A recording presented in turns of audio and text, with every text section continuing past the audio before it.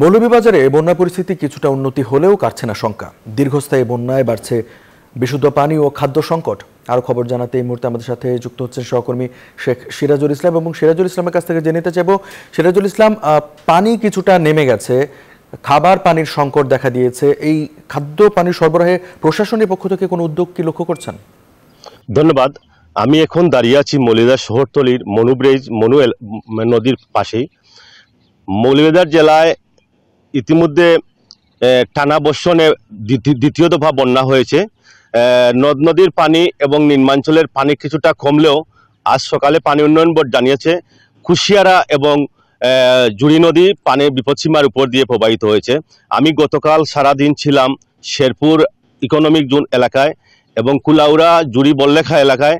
এখানে এখনো পানি নামেনি, এখনো পানিবন্দী রয়েছেন কয়েক লক্ষাধিক মানুষ।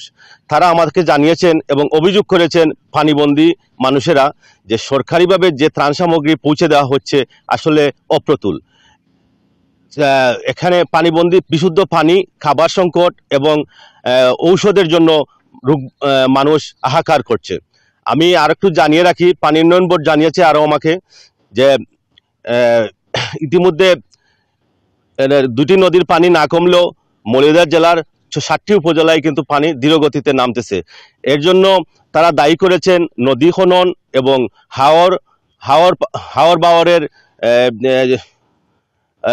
বরাট হয়ে যাওয়ার কারণেই কিন্তু সিলেট অঞ্চলে এই পর্যন্ত বলে। এই ছিল মৌলভীবাজার থেকে আমার কাছে সর্বশেষ তথ্য।